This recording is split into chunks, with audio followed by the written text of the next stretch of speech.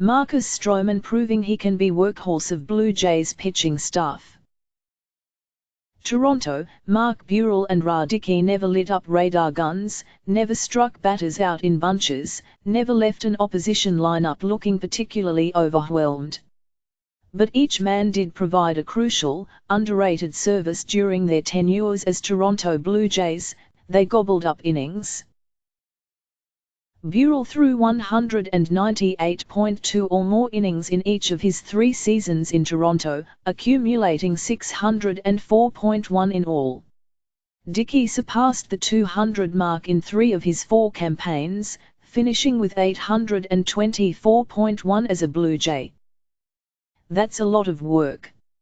And when Toronto shed both those pitchers over the last 2 seasons, it left a vital role unfilled in Toronto's rotation. Who was going to carry the load for the Blue Jays pitching staff? Who was going to be the workhorse? Enter Marcus Stroman, who allowed 2 runs, both unearned, on 6 hits over 6 innings Wednesday night in Toronto's 2-1 loss to the Baltimore Orioles.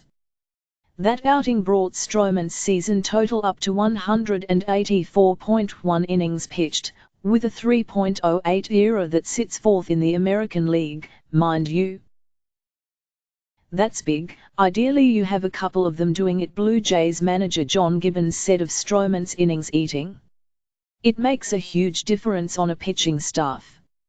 You can count on them, they are reliable, they save your bullpen, all that good stuff. Assuming he remains healthy and effective over his 3 remaining starts, Stroman is a very good bet to accumulate the 15.2 frames he needs for his 2nd consecutive 200-inning season. In fact, Stroman has now pitched the 8th most innings in baseball over the last 2 years with 388.1.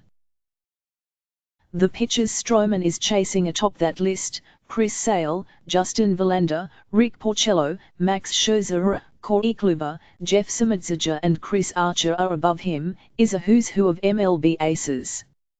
And with each solid start he throws in his 4th MLB season, Stroman is continually proving he deserves the company he keeps.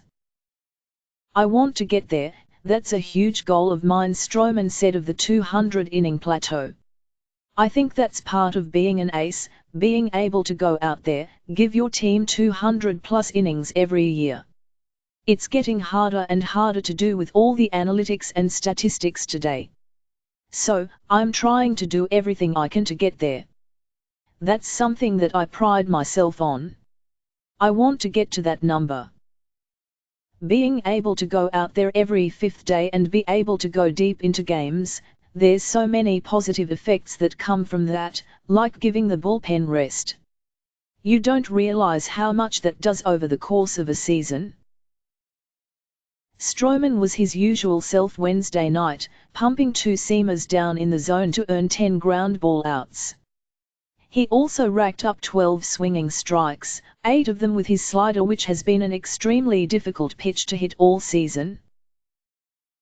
Some shoddy defense allowed the Orioles to get to Stroman in the 1st inning, as Josh Donaldson threw wide of first to allow leadoff hitter Tim Beckham to reach on a ground ball and, an out later, bobbled a double play ball off the bat of Jonathan Scoop that would have gotten Stroman out of the inning.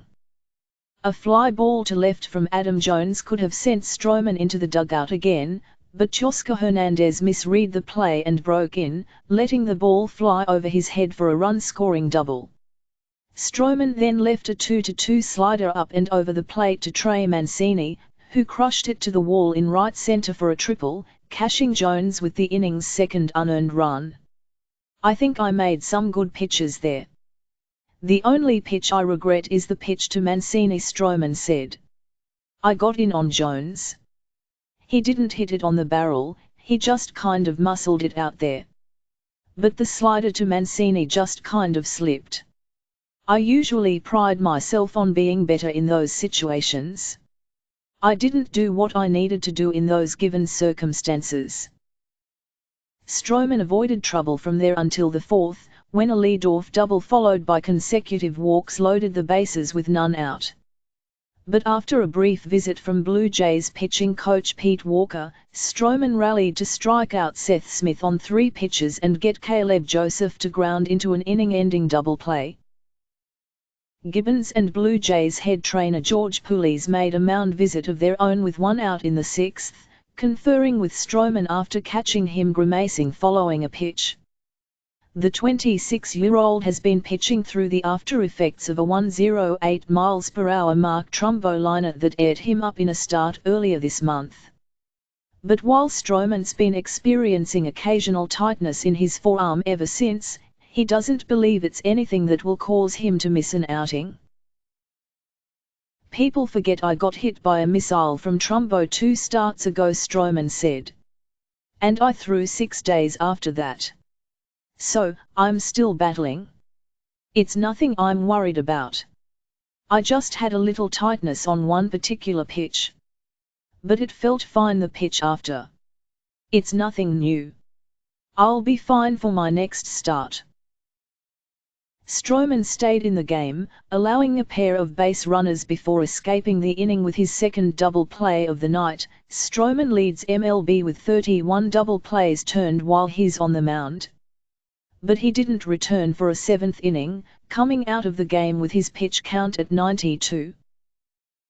Meanwhile, Baltimore starter Kevin Gausman's mix of fastballs, splitters and sliders proved too much for the Blue Jays, who put plenty of balls in play with little to show for it.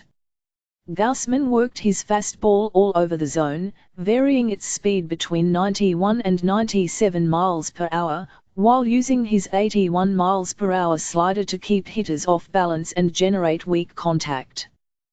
The Blue Jays got their lone run off Gausman in the 3rd when Hernandez atoned for his earlier gaffe by hammering a double to deep right field.